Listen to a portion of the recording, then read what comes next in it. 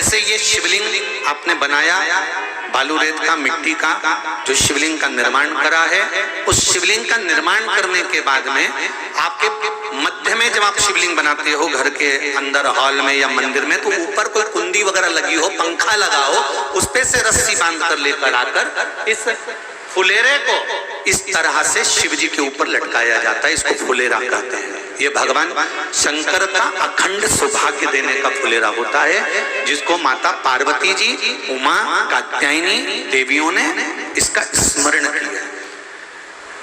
एक गोल होता है, ये भी चौकोर, गोल, चौकोर, तिरछा, जिस तरह से भी बनाना हो, पर शिव जी के ऊपर नीचे शंकर भगवान होते हैं। ये थोड़ा ऊंचा, जिससे पूजन भी आराम से हो जाए, इसको ऊंचाई की ओर लगाया जाता है, जिससे भगवान, जैसे अपन जलाधारी लगाते हैं, उसी तरह से इस फुलेरे को लगाया जाता है।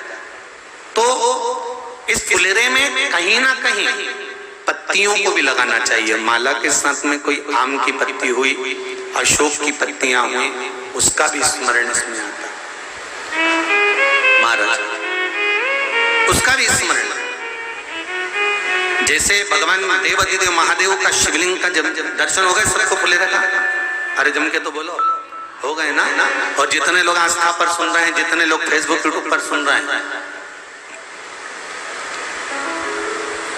7 चुल्लू जल या तुम्हारे हाथ में जो लोटा होता है पानी का, उस जल को जब डालते हैं 7 बार धीरे धीरे धीरे धीरे उत्तर की ओर मुख कर कर,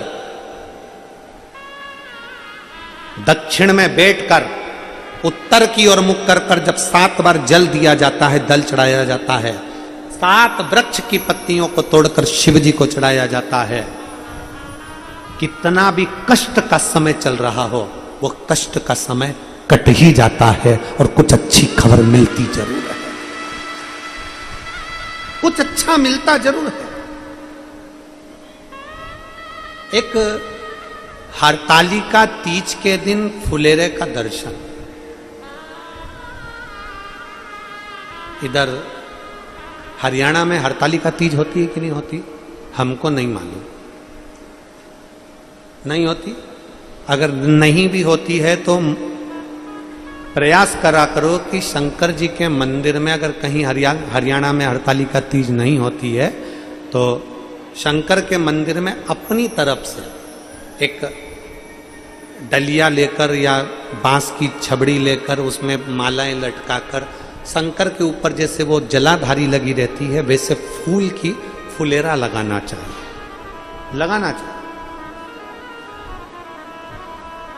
और मेरा निवेदन है यहां बैठी हुई सारी माताओं से, आपके नजदीक में जो शिव मंदिर हो, प्रयास करना कि हरतालिका तीज के दिन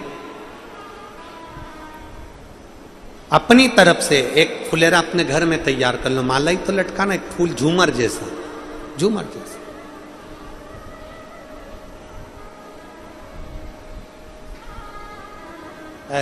हो सका तो हम कल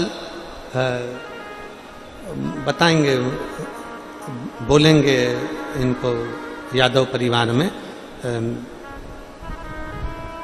वर्धन जी की माता जी को या उनकी चाची जी को बोलेंगे तो वो बना के लाएंगी, तो हम आपको दिखाएंगे कल कि फुलेरा कैसा होता है।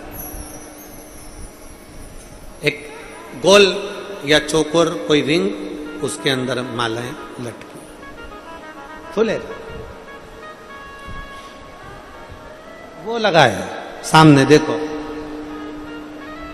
पीछे लगा हुआ दिख रहा होगा आपको, कैमरे वाले उसको जरूर दिखाएंगे। एक गोल और भी हम कल एक बना के ले आएंगे तो आपको दिखा देंगे। फुलेरा बन सके, प्लास्टिक के फूल का नहीं, ताजे फूल का, घर में मिल जाए फूल ऑन या बाजार से माला लेकर उसका निर्माण कर प्रयास करो। कहते हैं सोमवार की अष्टमी के दिन 7 पत्ती 7 जल के पात्र चढ़ाने से जो फल मिलता है, वो फल केवल हरतालिका तीज के फुलेरे का दर्शन कर कर हमें प्राप्त हो जाता है और हमारा आधा कष्ट उस फुलेरे के दर्शन से समाप्त हो जाता है। उस फुलेरे दिल से करें। हरतालिका तीज होती है इधर छत्तीसगढ़ में, जम के तो बोलो, होती है।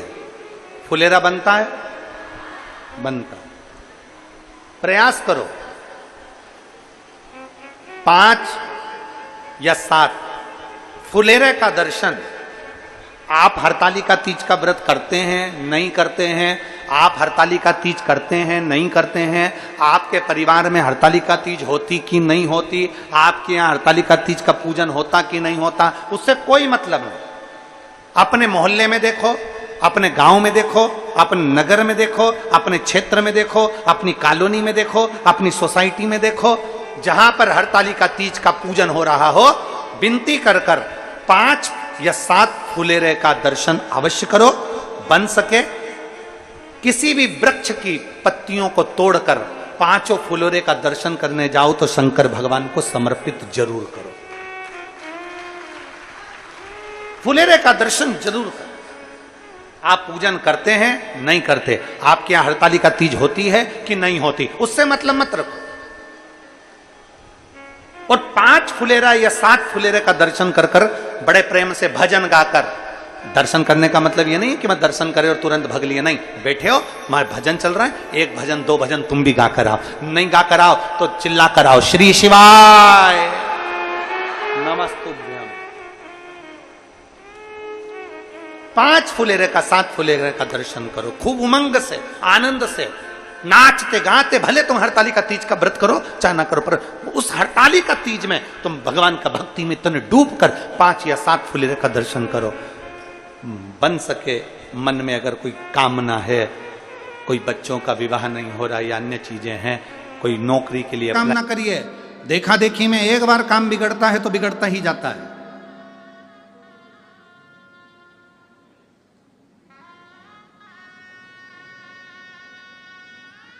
एक बार राम जी महाराज जब लंका से वापिस आ गए, सिंहासन पर बैठ गए, ससुर जी आए जनक जी। जनक जी ने अपने राम जी से कहा, मेरा बेटे, मेरे जमाई लंका पर विजय प्राप्त कर कर आए हैं, मेरे जमाई लंका को जीत कर आए, मेरा मन है कि जनकपुरी में इनका भोजन भंडारा किया जाए, इनके लिए लंगर किया जाए, भोजन कराया जाए। ठीक है। जनक जी ने हाथ जोड़कर कहा भगवान राम जी से, आप लंका जीत कर आए हैं, मेरा मन है आप जनकपुरी में भोजन करने आए तो लक्ष्मण जी, भरत जी, शत्रुघ्न जी, उर्मिला, मांडवी, श्रुतकीर्ति, सीता सबको ले आए, मेरी बेटियां आ जाएंगी भोजन करने के लिए, मेरे चारों दामाद आ जाएंगे। वहीं पर हनुमान जी बैठे हुए थे। हनुमान जी ने देखा कि जनक जी ने सबको भोजन करने बुलाया पर मुझे नहीं बुलाया। हनुमान जी जनक जी के पास में पहुंचकर ऐसे ऐसे हिलने लगे।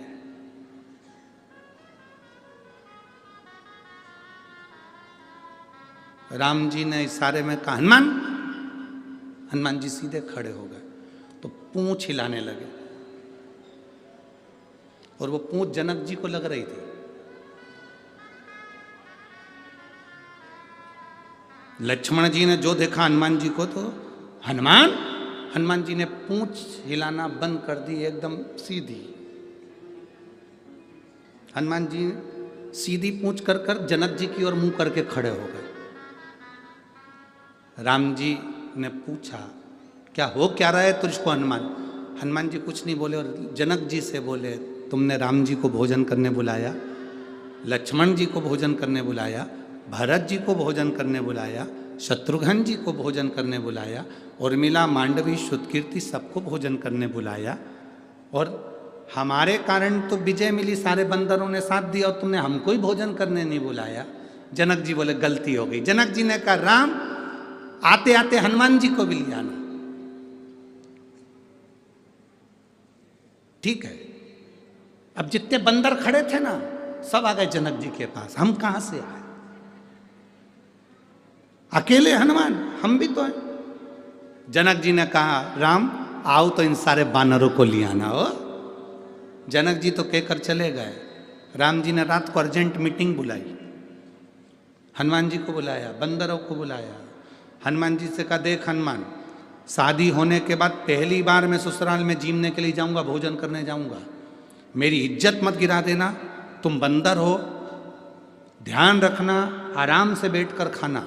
जितने बंदर जा रहे हैं इन सबको समझा दे। हनुमान जी ने कहा तुम चिंता मत करो, जैसे तुम्हारी ससुराल वैसे हमारी ससुराल, तुम टेंशन मत लो, रत्ती भर भी गड़बड़ी नहीं होगी। सारे बंदरों को हनुमान जी ने आधी रात को मीटिंग बुला करके दिया, देखो रे बंदरों, जैसे मैं खाऊं वैसे खाना, जैसे मैं बैठूं वैसे बैठना, जैसा मैं करूं वैसे करना, मुझे देखते रहना और आराम से खाते रहना, ठीक है। बंदरों ने कहा बिल्कुल चिंता मत करो। हनुमान जी बोले राम जी की ससुराल है, इसका ध्यान रखना। सारे बंदर बोले तुम चिंता मत करो,